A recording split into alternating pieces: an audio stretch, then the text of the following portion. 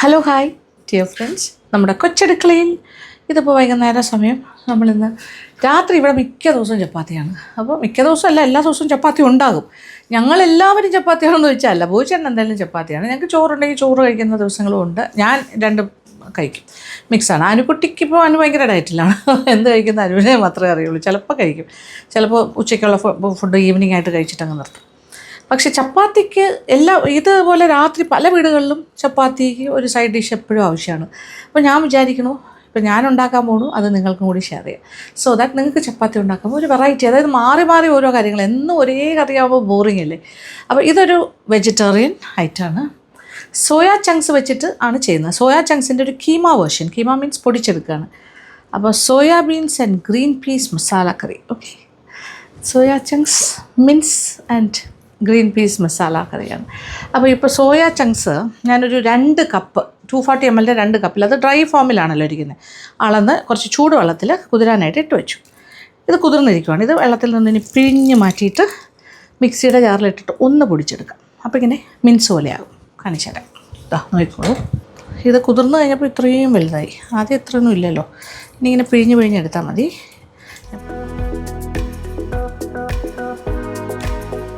പിഴിഞ്ഞെടുത്തിട്ട് ഞാനൊന്ന് ജസ്റ്റ് ഒരു പ്രാവശ്യം ഒന്ന് മിക്സിയിൽ അടിച്ചു കഴിഞ്ഞാൽ അത് നല്ല മിൻസ്ഡ് ഫോമോ മിൻസ് പോലെയാകും. കാണുമ്പോൾ നമുക്ക് തോന്നും അയ്യോ ചെറിയൊരു ഇങ്ങനെ ഡ്രൈ ആയിട്ടിരിക്കും. പക്ഷെ കുതിർന്ന് കഴിയുമ്പോൾ നല്ല വോളിയം കിട്ടും. ഓക്കെ, മിക്സിയിൽ അടിച്ചെടുത്തു. ജസ്റ്റ് ഒന്ന് ഒരടി അടിച്ചാൽ മതി കേട്ടോ. നോക്കാം, 1 അടി അല്ലെങ്കിൽ 2 അടി. ഓക്കെ, കുറച്ചൊരു മിൻസ്ഡ് ഫോമിലേക്ക് ആയിക്കഴിഞ്ഞു. നമ്മൾ ഇറച്ചി കൊത്തിയെടുത്ത പോലെ ഉണ്ട്. ചിക്കൻ മിൻസൊക്കെ പോലെ തോന്നില്ലേ? യെസ്, ഇത് വെജിറ്റേറിയൻസിൻ്റെ നമ്മുടെ മീറ്റ് സബ്സ്റ്റിറ്റ്യൂട്ടാണ് soya chunks. Soya in any form ഇഷ്ടമുള്ള ഒരുപാട് ആൾക്കാരുണ്ട്. പക്ഷേ എൻ്റെ വലിയ ഫേവറേറ്റ് അല്ല സോയാ ചങ്ക്സ്. പക്ഷേ it's a very healthy option.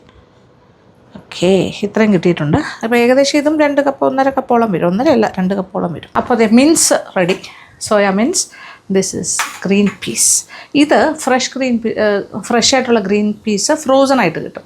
അതാണിത്. Okay, അത് ഉണക്ക പട്ടാണിയല്ല, നമ്മൾ കളർ ചെയ്ത് വരുന്ന അതല്ല.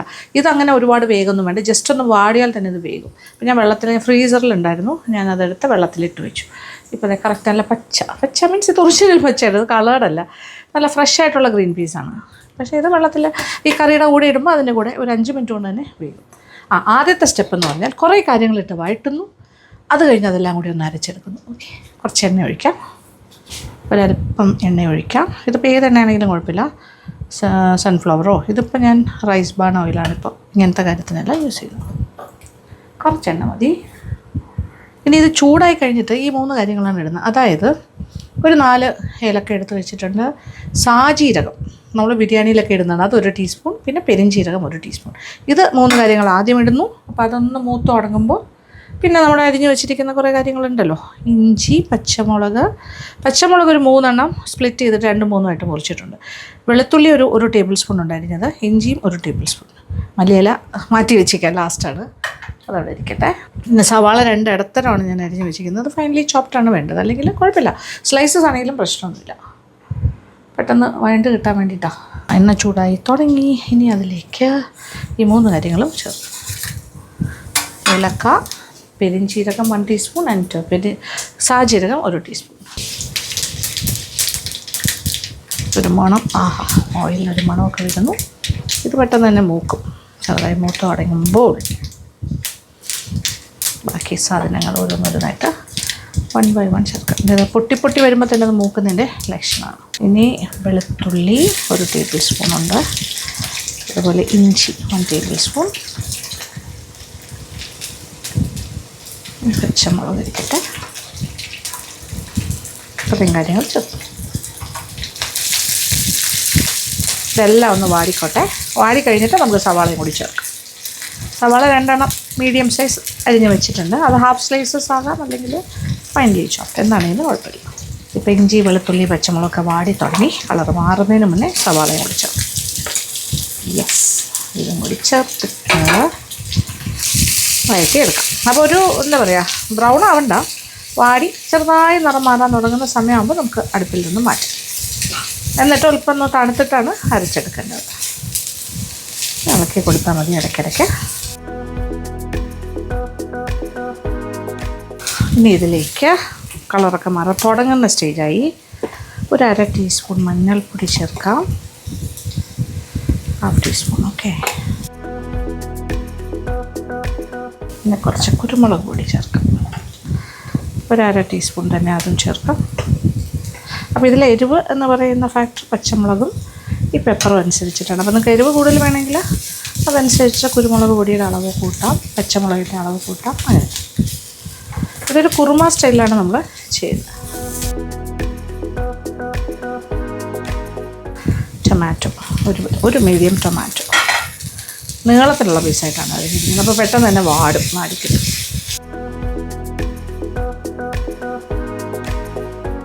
ഇനി ഇച്ചിരി ഉപ്പ് ചേർക്കാം ഇതിലേക്ക്.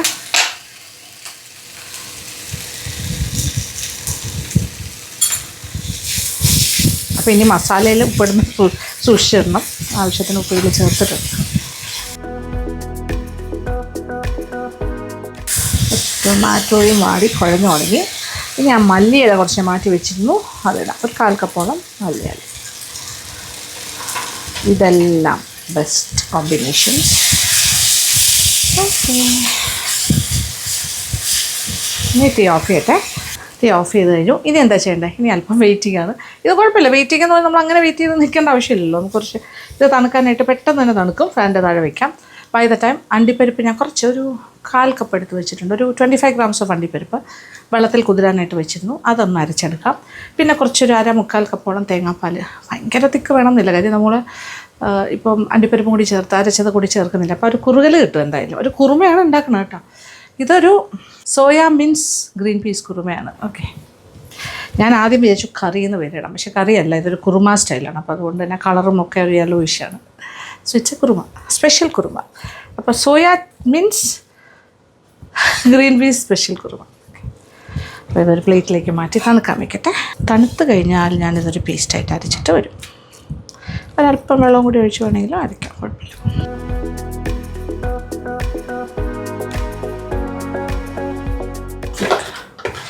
യെസ്, പേസ്റ്റായിട്ട് അരച്ചെടുത്ത് കഴിഞ്ഞു. അപ്പോൾ ഇതാണ് നമ്മുടെ ഗ്രേവി. അപ്പോൾ വീണ്ടും പാത്രം ചട്ടി അടുപ്പിലേക്ക് വെച്ചു. ഇതിനി നെയ്യിലാണ് ചെയ്യാൻ പോകുന്നത്. ഓക്കെ. ഒരു 1.5 ടേബിൾ സ്പൂണിനെ ആകാം, നമ്മുടെ ഇഷ്ടത്തിന് ചെയ്തോളൂ. അപ്പോൾ റെഡി. കാഷ്യൂ പേസ്റ്റ് അരച്ചത് റെഡി. അതൊക്കെ റെഡി ആക്കി ഇതിനിടയ്ക്ക്. പിന്നെന്താ, തേങ്ങാപ്പാലും റെഡി. എല്ലാം സെറ്റ് ഗോ.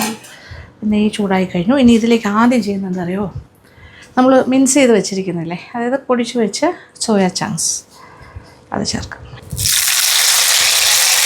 അതിൽ കുറച്ച് വാട്ടർ കണ്ടൻ്റ് ഉണ്ട്, അതുകൊണ്ട് ഇങ്ങനെ ഒരു ബഹളമൊക്കെ ഉണ്ടാവും. അത് സാരമില്ല. ആദ്യം അത് ചെറുതായിട്ടൊന്നിങ്ങനെ ഫ്രൈ ചെയ്യാം.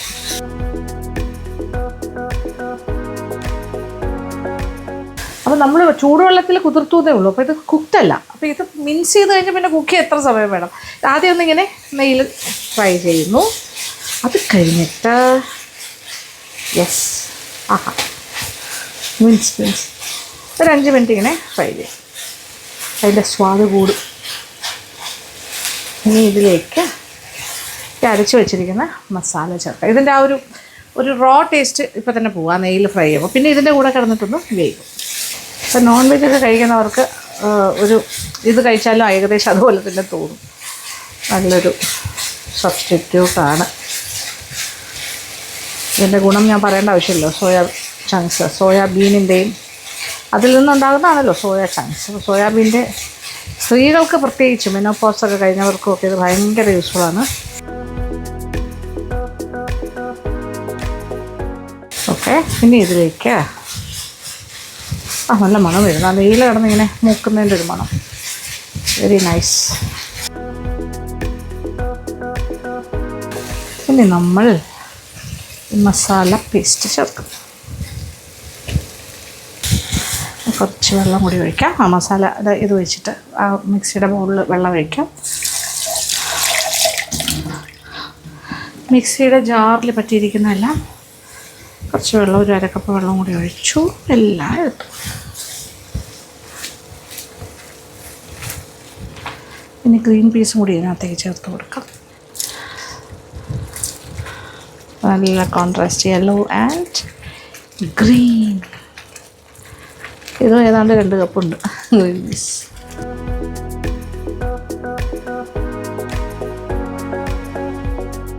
ഇതൊന്നിച്ച് കിടന്ന് വേകട്ടെ. ഒരു 5 മിനിറ്റ് ഇങ്ങനെ കിടക്കട്ടെ.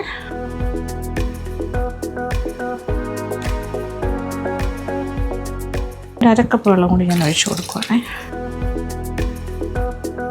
നന്നായിട്ട് തിളച്ച് ആ സോയ ചങ്ക്സിൻ്റെ ഒരു വേഗം ഉണ്ടാവുമല്ലോ, ആ ഒരു വേഗം. ഗ്രീൻ പീസ് ഇത് ഫ്രഷാണ്, അതും പെട്ടെന്ന് വേഗം. ഉപ്പ് നമ്മൾ ആ മസാലയിൽ ചേർത്തിരുന്നു, എങ്കിലും ഞാൻ നോക്കട്ടെ. അത്യാവശ്യമുണ്ട്, നമുക്ക് ലാസ്റ്റ് ചേർക്കാം. ഇപ്പോൾ ഉപ്പ് ആവശ്യത്തിനുണ്ട്.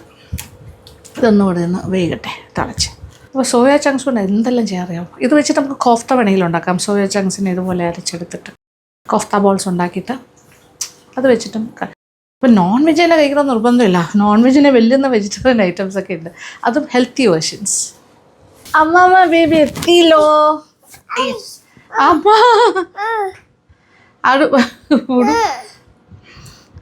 പുടുവിൻ്റെ ഫേവറേറ്റ് ഡ്രസ്സുകളിൽ ഒന്നാണ്. പുടു സ്വന്തമായിട്ട് എടുത്തുകൊണ്ട് വരും, ഈ ഡ്രസ്സ് ഇടണം എന്ന് പറയും. പിങ്ക് കുറച്ച് വലുതാണ് ആളിന്. എന്താ പിന്നെ സി നോക്കോ, അമ്മ കാണിച്ചു തരാം. Okay, what is this? ആവി പോകുന്ന കാണുന്നതിൻ്റെ സന്തോഷത്തിലാണ്. യാ, മണം നൈസ് സ്മെൽ, നൈസ് ഫ്ലേവർ. നല്ല മണമുണ്ടോ? ഉണ്ടോ? ഉണ്ട്.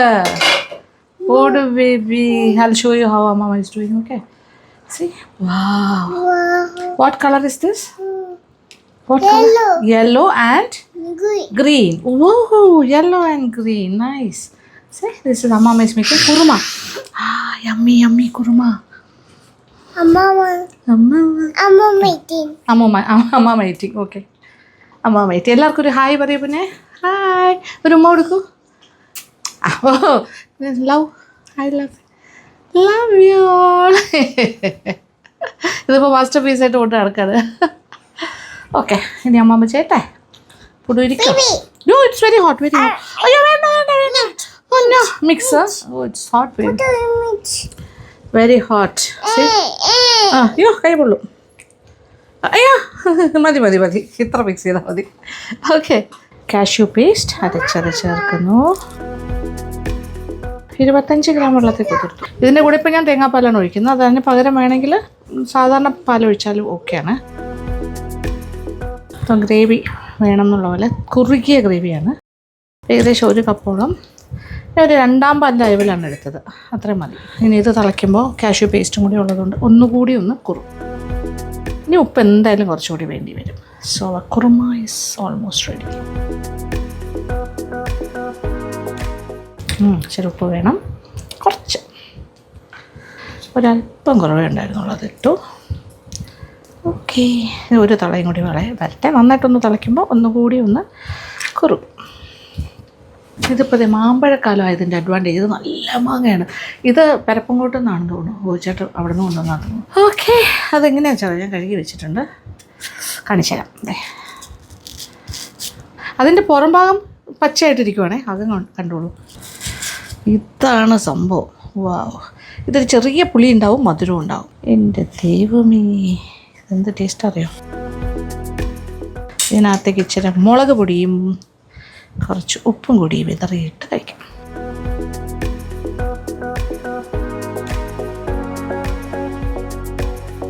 ചെറിയ പുളി ഉള്ളതുകൊണ്ട് പുളി, മധുരം ആൻഡ് ഇപ്പോൾ അത് എരിവും ഉപ്പും എല്ലാം കൂടി ആകുമ്പോൾ പെർഫെക്റ്റ്. യെസ്, കുറച്ച് എണ്ണയും കൂടി ഒഴിച്ചാലോ? ഓ നോ, കുറച്ച് വെളിച്ചെണ്ണ ഒഴിക്കാം കേട്ടോ. അടിപൊളി, കഴിച്ചാലോ? യെസ്. ഓക്കെ, ഇത് കാണുമ്പോൾ തന്നെ കൊതി വരുന്നുണ്ടാവില്ലേ? ഇതാ വെയിറ്റിംഗ് ടൈമാണ് നമ്മുടെ.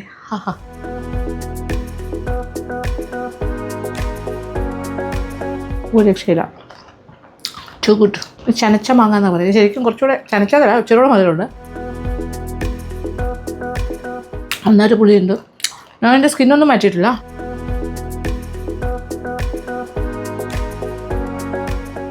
അയ്യോ, രക്ഷയില്ലാത്ത ടേസ്റ്റാണല്ലോ. ഇതൊക്കെ പഴയ നൊസ്റ്റു ഓർമ്മകളാണ്. 5 മിനിറ്റായി. കുറുമ ഓഫ് ചെയ്യാം.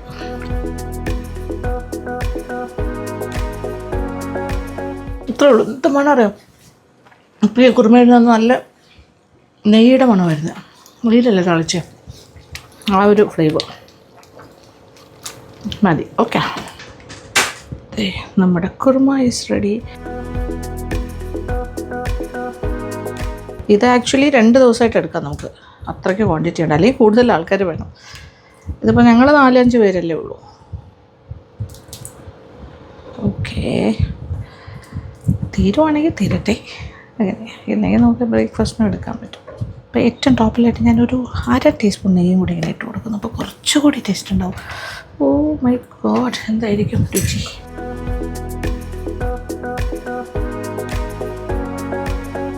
അപ്പോൾ നെയ്യ് എൻ്റെ മുകളിൽ ഇച്ചിരി ഇട്ടു. ഇനി ഞാൻ ഒരു ചെറിയ അലങ്കാരമാകാമെന്ന് തോന്നി, കുറച്ച് മല്ലിയില. അപ്പോൾ ചപ്പാത്തിയും റെഡിയാണ്, നടന്നുകൊണ്ടിരിക്കുന്നു കാര്യങ്ങൾ. ഓക്കെ, നല്ലൊരു കോമ്പിനേഷനാണ്. ഇനി കുറച്ച് കുറുമയും ഒരു ചപ്പാത്തിയും കൂടി ഞാൻ കഴിച്ച് കാണിക്കാം. Okay, yes.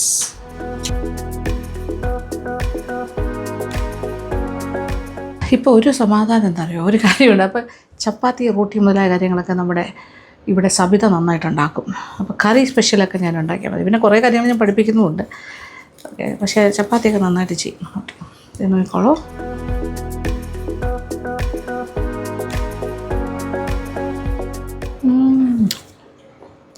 അടിപൊളി. ഞാൻ പറഞ്ഞില്ലേ, ഞാനൊരു സോയാബീൻ അല്ലെങ്കിൽ സോയ ചങ്ക്സ് ഫാനല്ല, ബട്ട് ഇത് കൊള്ളാം. ഇങ്ങനെ ചെയ്യുമ്പോൾ സോയാബീൻ ആണെന്ന് പോലും നമുക്ക് മനസ്സിലാവില്ല, സോയ ചങ്ക്സ് ആണെന്ന്.